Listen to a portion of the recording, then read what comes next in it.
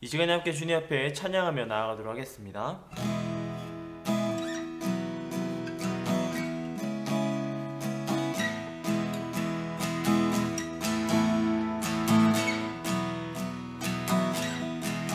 주 앞에 엎드려 주 앞에 엎드려 경배합니다. 오직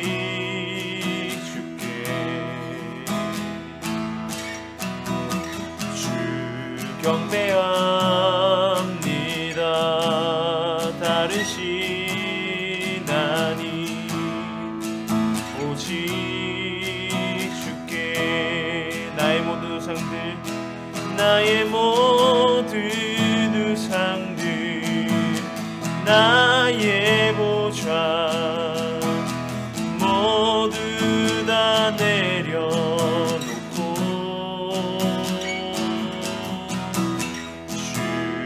앞에 엎드려 경배합니다.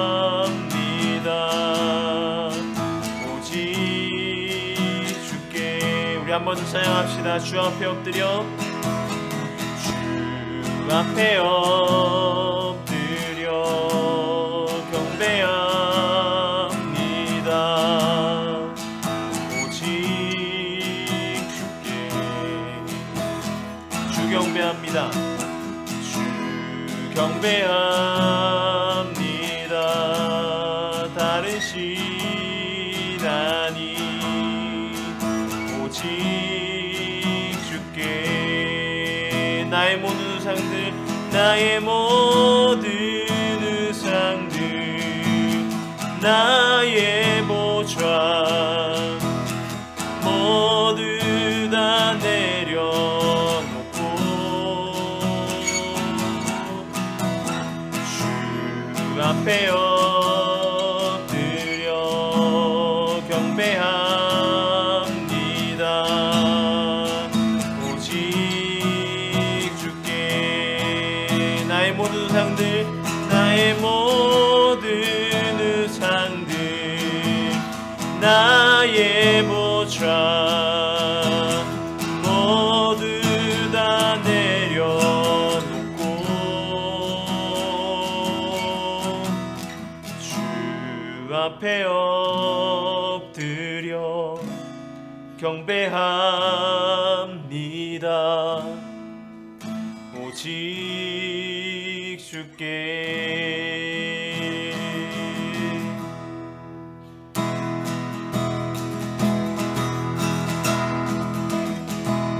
우리 함께 감사 찬양으로 함께 나아가겠습니다. 감사와 찬양 드리며 주 앞에 나가세 크고 강대하신 주 이름 그의 성소에서 주를 찬양해 나팔 소리로 찬양하며 비파와 수금으로 호흡이 있는 모든 자마다 온 마음 다해 주를 높이세 주의 선하심 인자하심이 주의 선하심과 인자하심이 영원하시도다. 주의 선하심 인자하심이 주의 선하심과 인자하심이 영원하시도다.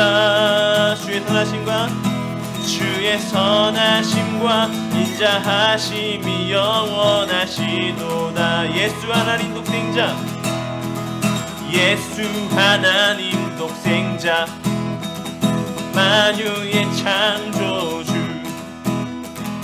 모두 다 그 앞에 나아가 목소리 높여 주를 찬양해 나팔 소리로 찬양하며 비파와 수금으로 호흡 있는 몸만 다해 온 마음 다해 주를 높이세. 주의 선하심 인자하심이 주의 선하심과 인자하심이 영원하시도다. 주의 선하심 인자하심이 주의 선하심과 인자하심이 영원하시도다. 우리 한 번 더 주의 선하심 주의 선하심 인자하심이 주의 선하심과 인자하심이 영원하시도다. 주의 선하심 주의 선하심 인자하심이 주의 선하심과 인자하심이 영원하시도다. 주의 선하심과 인자하심이 영원하시도다. 주의 선하심과 인자하심이 주의 선하심과 인자하심이 영원하시도다. 아멘.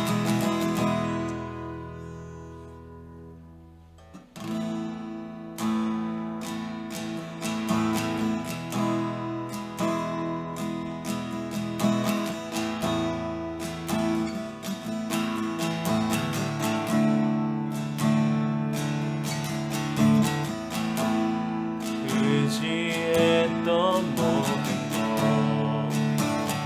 내가고 억울한 마음은 거듭하네.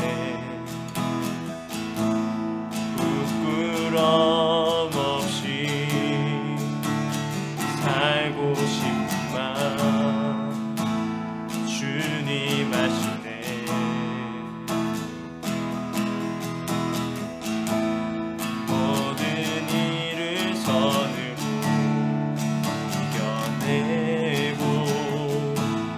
죄의 유혹을 따르지 않네.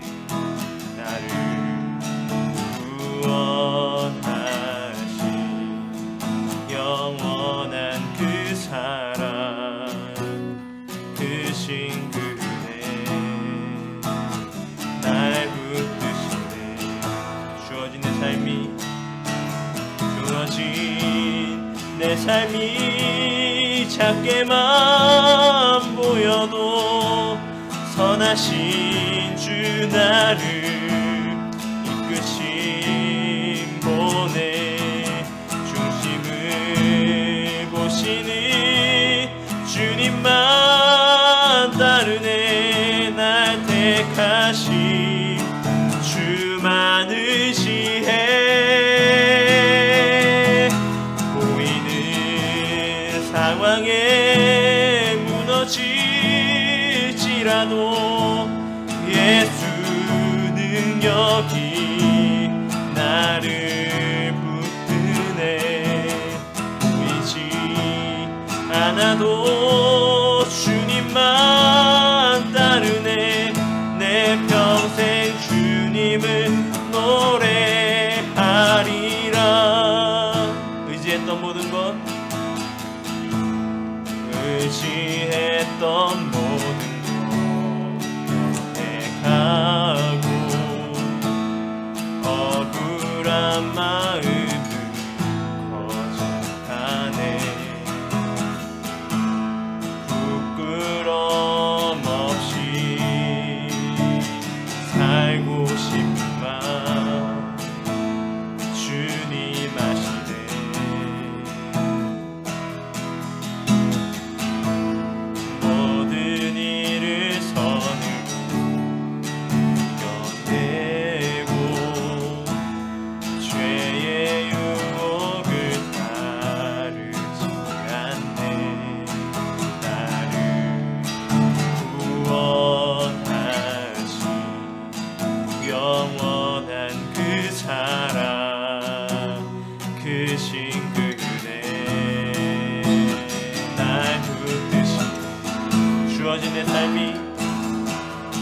주어진 내 삶이 작게만 보여도 선하신 주 나를 이끄신 본의 중심을 보시는 주님만 따르네. 날 택하신 주만 의지해.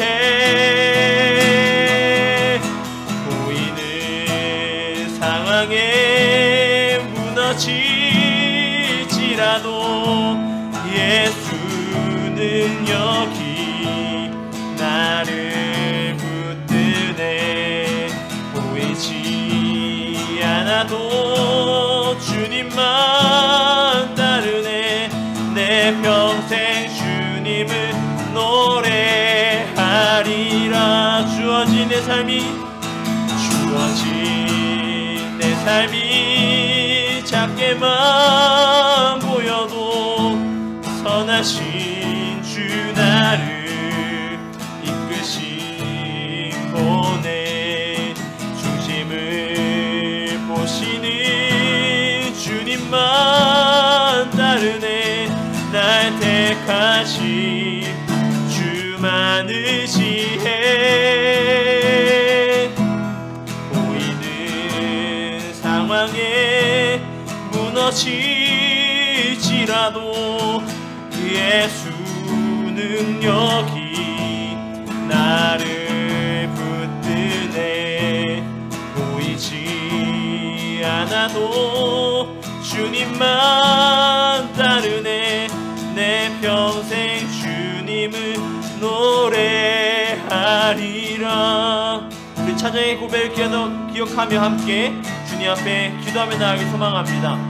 우리의 모든 것이 무너지고 힘든 상황이지만 오로지 주님만 의지하며 나아가겠다는 고백으로 함께 기도하며 나아가도록 하겠습니다.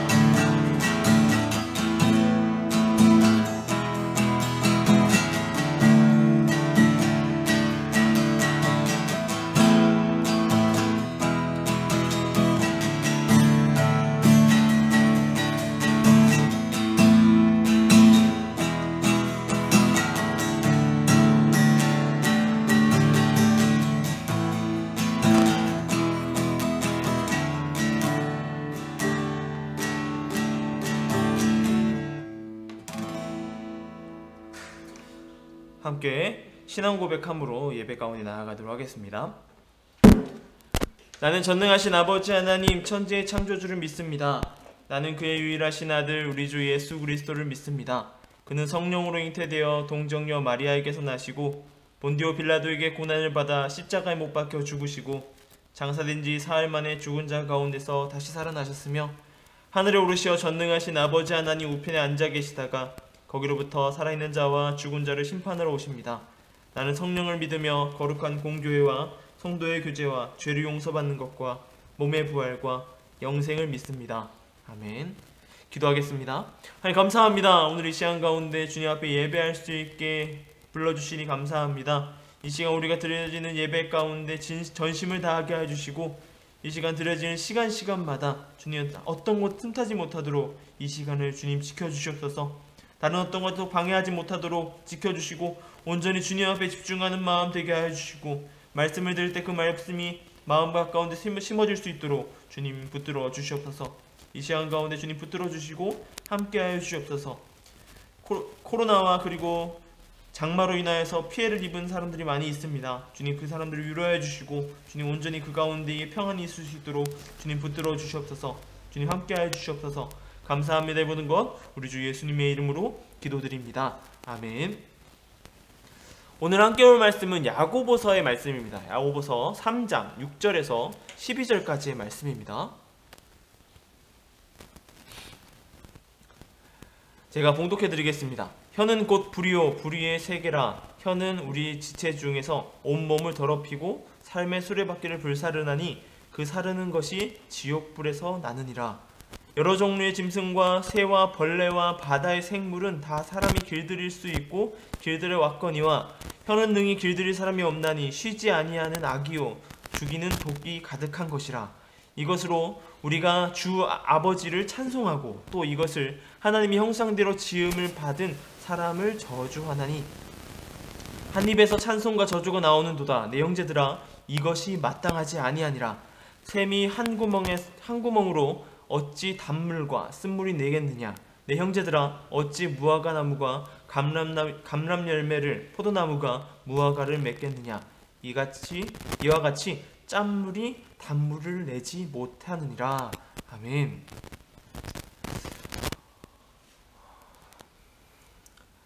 독일은 2차 세계전이 끝나고 분단국가로 지내왔습니다. 독일 연방공화국 일명 서독과 독일 민주공화국 일명 동독으로 나뉘어져서 지내게 됩니다. 서독은 자본주의 경제체제하에 노동과 종교가 자유였습니다. 그 자유가 보장된 민주주의 국가였고, 동독은 그와 반대로 큰 나라였던 소련의 영향을 받아 사회주의 국가였어요. 서독과 동독 사이에는 거대한 베를린 장벽이 세워지는데 지금의 한국과 북한을 보듯이 나뉘어져 있었습니다. 동독에서는 자유를 찾아 베를린 장벽을 넘으려고 하는 사람들이 있었습니다. 그런 사람들을 향해서 총격을 가하여 죽이는 상황까지 발생하고 그런 여러가지 문제들이 발생하기 시작하였습니다. 그야말로 안타까운 일이죠. 그런데 대한민국과 북한과는 조금 다르게 정부의 허락을 받으며 서로 통행할 수 있었던 것이 동독과 서독의 관계였습니다. 그리고 서신을 주고받고 할 수 있었던 것이죠.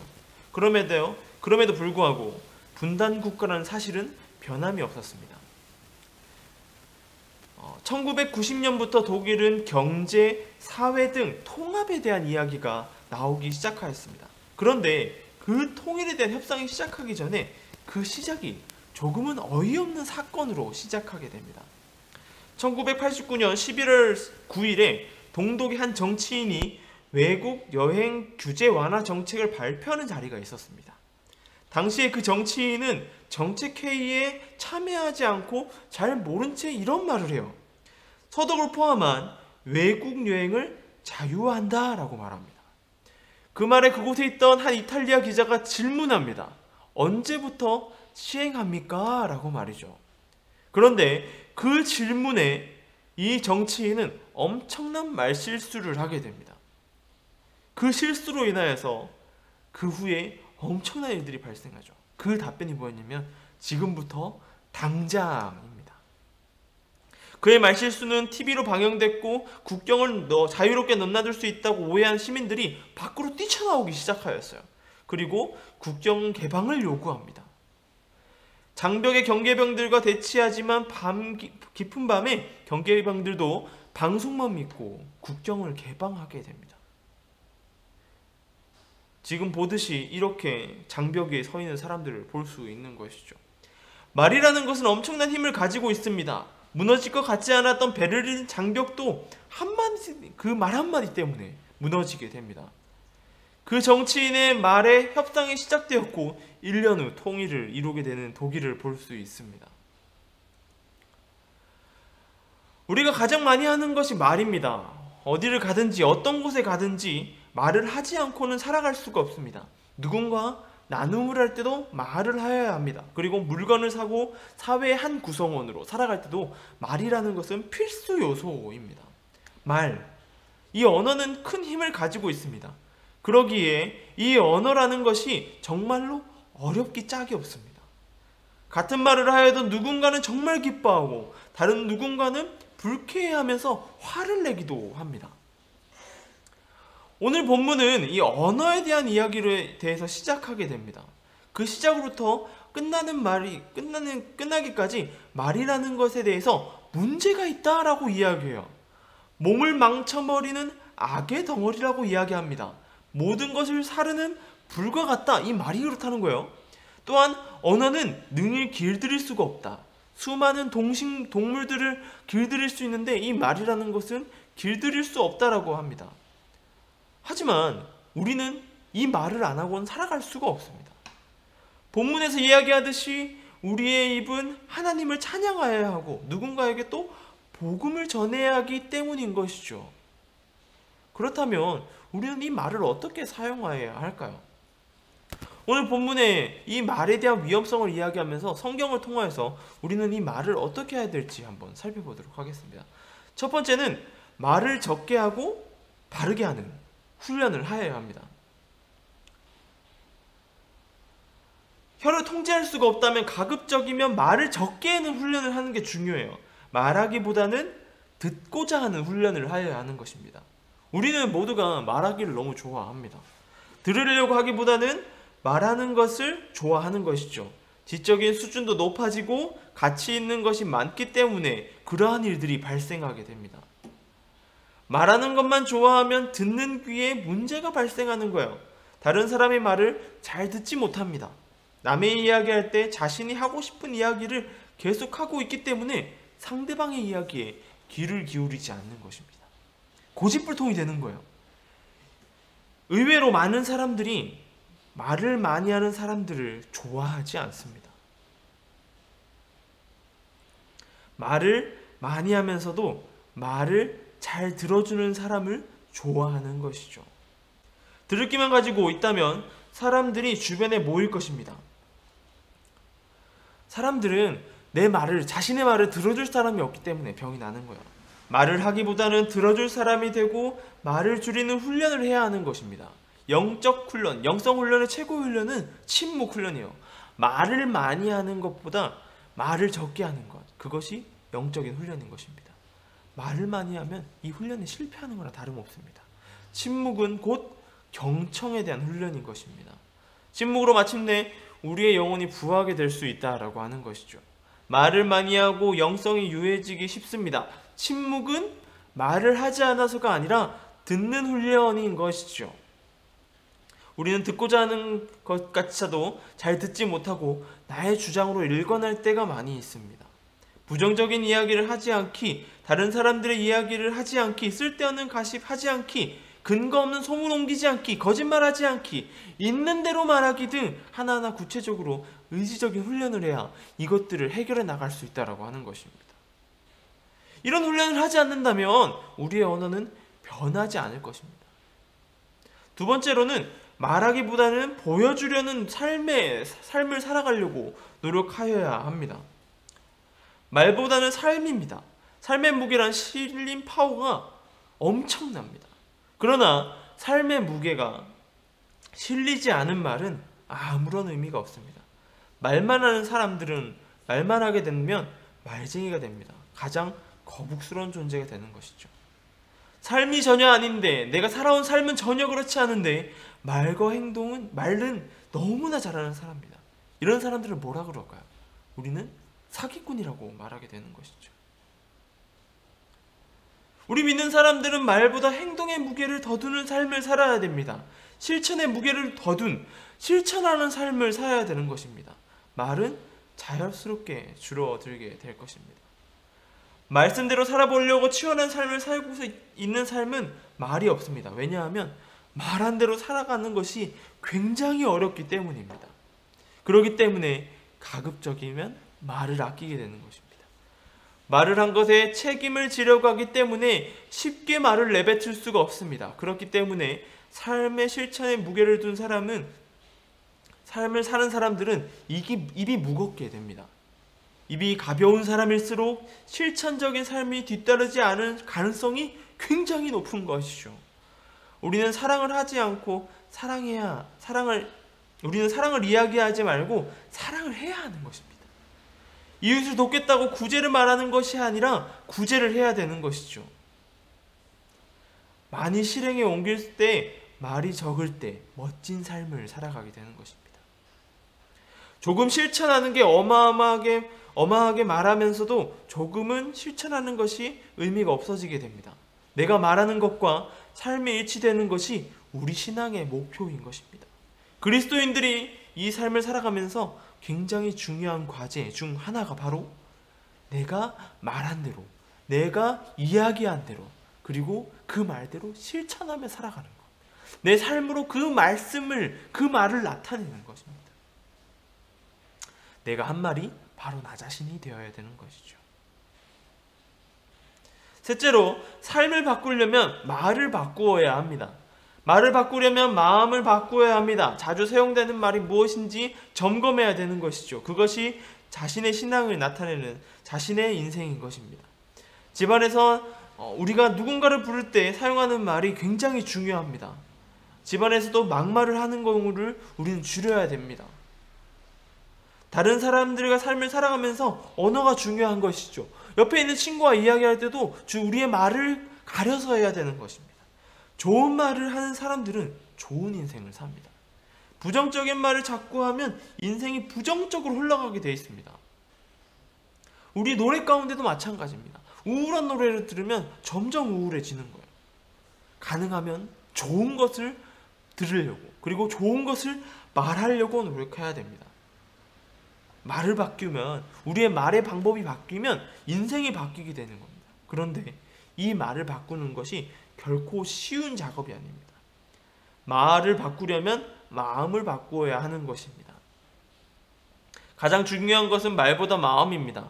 무슨 말을 했냐는 보다는 말은 어떤 마음으로 했느냐가 더 중요한 것입니다. 좋은 말인데 악한 의도로 한 말이 있고, 말은 좀 문제가 있으나 선한 마음으로 한 것이 있게 됩니다.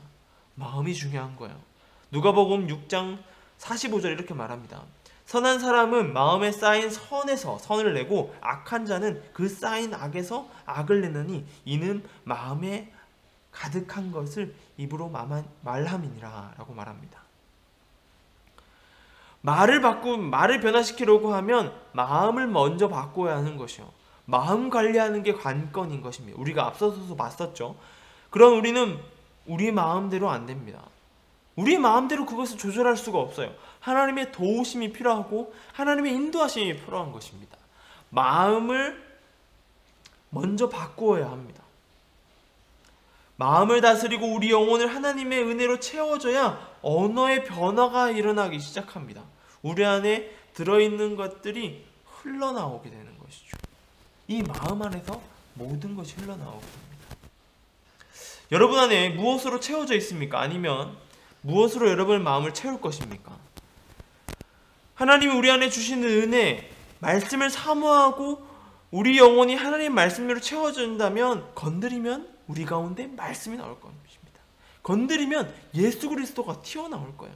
말씀을 묵상하고, 말씀을 읽고 묵상하고, 말씀을 주야로 사랑해야 하는 것입니다. 암송하는 것도 중요해요. 말씀을 외우는 것도 중요합니다. 야고보서의 저자인 야고보는 말에 있는 대체적인 비관적인 관점으로 이야기해요. 말이 굉장히 위험한 거라고 이야기합니다. 그러나 이것은 부정적인 면을 부각함으로써 긍정적인 언어생활, 좋은 착한 언어에 대한 언어생활을 해야 된다고 가르치고 싶어서 하는 말입니다. 언어의 변화가 일어나지 않는다면 온전한 그리스도인으로 살아갈 수가 없습니다. 이사야 선지자는 이사야서 6장에서 하나님의 선지자로 부름받을 때 가장 먼저 거룩한 성소에서 제단 숯불로 자신의 혀를 정결하게 하는 일을 했습니다. 일평생에 하나님의 말씀을 전하는 선지자의 입술을 청결하지 못할 때 하나님의 말씀의 대언자가 될 수 없다라고 했기 때문입니다. 우리에는 과연 어떤 입술로 살아가야 할까요?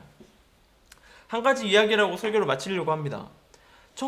1895년에 미국 볼티모어 시에 빈민가에서 태어난 한 소년이 있었습니다. 이 소년은 소년 시절에 아무것도 감당 못할 정도로 난폭한 소년이었습니다. 부모조차도 그의 불량함을 이기지 못하여서 청소년 교육기관인 세인트 메리 공예학교에 넣었다는 거예요. 이 학교에 그런 친구들이 많이 모였던 것 같아요. 근데 이 소년이 그 학교에서도 1등 문제아였다고 하는 것입니다. 그때 아는 선생님이 없었다면 이 소년은 영원한 낙오자가 되었을 것인지 모릅니다. 선생님은 반항으로 일관하는 소년에게 이렇게 말했다고 합니다. 너는 참으로 어쩔 수 없는 아이구나. 단 한 가지 좋은 점을 제외하고는, 이렇게 말했다고 합니다. 그러자 이 소년이 의아해서 물어봅니다. 선생님, 거짓말하지 마세요. 나에게 무슨 좋은 점이 있다는 거예요? 무슨 좋은 점이 있다고 나한테 그러는 거죠? 라고 이야기하는 것입니다. 그러자 이 선생님이 이야기했던 것은 이것입니다. 내가 없으면 학교 야구팀이 무척 곤란해지지 않겠니? 그러니 한번 열심히 해봐 라고 이야기했던 것입니다. 이 소년이 어디 가도 환영받지 못했던 소년입니다. 선생님의 이 한마디는 그 소년의 방학의 종지부를 찍게 해준 계기가 되었습니다. 소년은 자신에게 야구에 대한 재능과 함께 누군가를 기쁘게 해주고 있다는 것을 자신의 존재를 깨닫게 되었습니다. 그러므로 그 안에서 더 큰 행복을 찾게 되는 것이죠. 그 소년은 학교를 졸업하고 유명한 메이저리그 팀인 볼티모어 오리올즈의 선수로 은퇴할 때까지 714개 홈런을 기록한 대선수가 되었고 항상 그 선생님께 감사하는 마음을 잊지 않았다고 합니다. 그 소년이 누구냐면 바로 홈런왕 베이브 루스입니다. 우리의 말에는 위대한 힘을 가지고 있습니다. 입술을 관리하고 아름다운 말을 하려고 우리는 날마다 노력해야 합니다. 우리는 그러한 말들로 세상을 따뜻하게 하고 그리스도의 사랑이 넘치는 나라로 만들어가야 할 것입니다. 부정적인 말보다는 긍정의 말, 비관적인 말보다는 희망을 주는 말, 누군가한테 희망을 주는 말, 선한 말을 하여야 된다고 하는 것이죠. 이것은 굉장히 어려운 일입니다. 날마다 하나님 앞에 구해야 할 것입니다. 그리고 날마다 우리 삶을 점검해야 합니다. 우리 중등부 안에 그러한 점검이 있길 소망합니다. 날마다 점검하며 나의 삶 가운데 말씀을 변화시켜 나아가는 저와 여러분 되길 소망합니다. 그 말씀 가운데, 그 말 가운데 여러분이 지나온 자리가 변화될 것입니다. 그러한 저와 여러분 되길 소망합니다. 기도하겠습니다. 하나님 감사합니다. 오늘 말씀 가운데에 주님, 우리의 말이 얼마나 위험한지를 한번 생각해 보게 됩니다. 주님, 말씀 가운데 바로 서게 하여 주시고 말씀 가운데 주님 우리가 변화되게 하여 주시옵소서. 그 말씀 가운데 바로 섬으로 나아가게 하여 주시고 온전히 주님 안에 변화될 수 있도록 주님 붙들어 주시옵소서. 나의 삶이 변화되길 소망합니다. 주님 말씀으로 변화되게 하여 주시고 그 말씀을 받아 마음의 변화가 되어 주님 온전히 우리의 언어 또한 주님 관찰하여 주시옵소서. 날마다 나의 입술 가운데 정결하게 되게 하여 주시옵소서. 주님 예배를 사모하는 중등부 되길 소망합니다. 예배 가운데 나오게 하시고 예배 가운데 더욱더 주님을 소망하게 하여 주시옵소서. 주님 붙들어 주시옵소서. 주님 감사합니다. 이 모든 것 우리 주 예수님의 이름으로 기도드립니다. 아멘. 교회 소식 말씀드리겠습니다. 온라인 예배 가운데 예배를 드리는 친구들 인증샷을 계속해서 올려주시기 바랍니다. 달란트가 주어집니다. 지난주부터 교회에서 정상적으로 예배를 드립니다. 이전과 동일하게 계속해서 영상 예배도 온라인 예배도 진행되니까 언제 어느 때든지 예배할 수 있는 우리 중등부 되길 소망합니다. 이 시간 우리 주기도문함으로 예배를 마치도록 하겠습니다. 하늘에 계신 우리 아버지, 아버지의 이름을 거룩하게 하시며 아버지의 나라가 오게 하시며 아버지의 뜻이 하늘에서와 같이 땅에서도 이루어지게 하소서. 오늘 우리에게 일용할 양식을 주시고 우리가 우리에게 잘못한 사람을 용서하여 준 것 같이 우리 죄를 용서하여 주시고 우리를 시험에 빠지지 않게 하시고 악에서 구하소서. 나라와 권능과 영광이 영원히 아버지의 것입니다. 아멘.